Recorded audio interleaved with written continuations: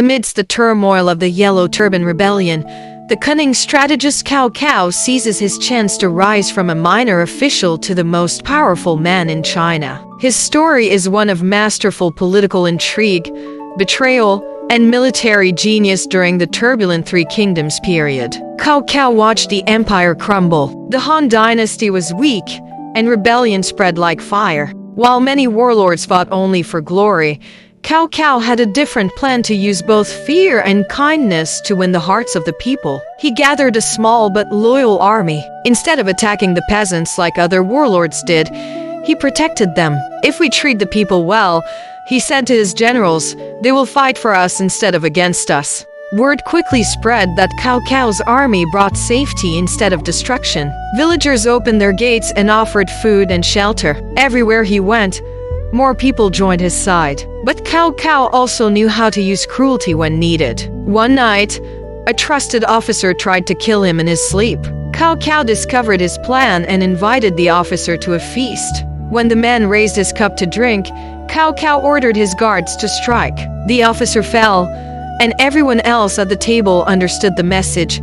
Betrayal would never be forgiven. Soon, CaoCao faced his greatest challenge yet, the powerful warlord Yuan Shao, who controlled the north with hundreds of thousands of soldiers. Most people believed that Yuan Shao would crush CaoCao in one swift attack. Instead, CaoCao surprised everyone. He sent spies into Yuan Shao's camp to spread lies and confusion. Fake letters were accidentally dropped, making Yuan Shao believe his own officers were planning a revolt.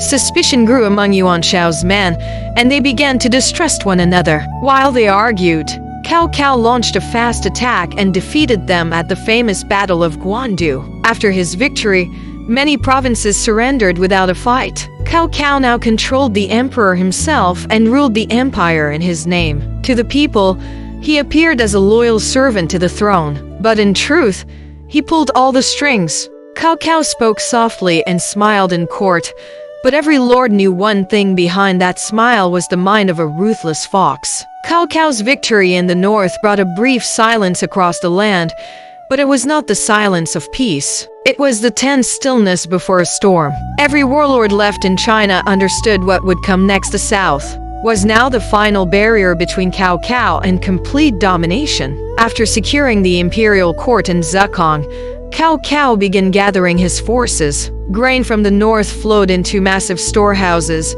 weapons were forged day and night, and thousands of men were drafted.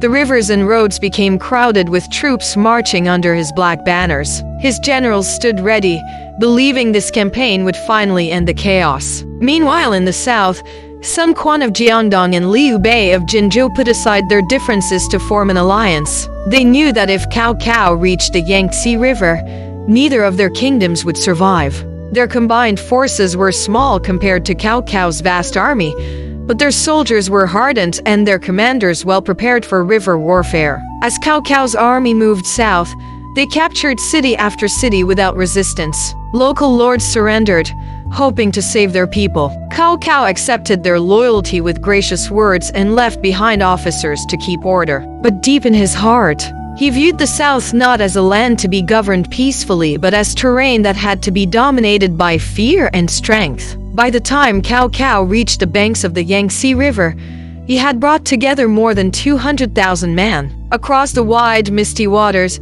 the boats and banners of Sun Quan and Liu Bei waited. The river itself seemed like a living wall, its dark currents moving slowly between the two forces. In the beginning, CaoCao believed victory was certain. He sent his fleet downstream, expecting to crush the allied navy just as he had crushed every enemy before. But the southern commanders anticipated every move. Their ships were lighter, faster, and fought like wolves defending their territory. The winds favored them, and the river's shifting tides worked against CaoCao's heavy northern vessels. The clash at Red Cliffs became a turning point.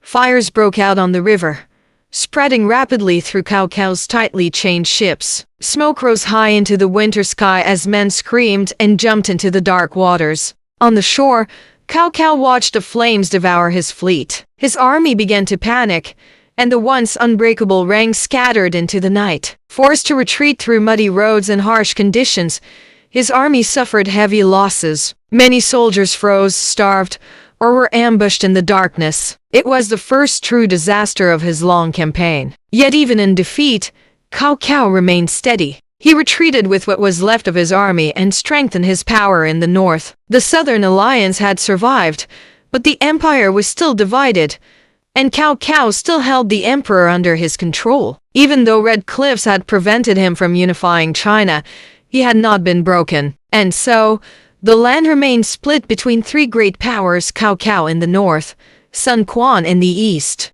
and Liu Bei in the west, and the long struggle of the three kingdoms had truly begun.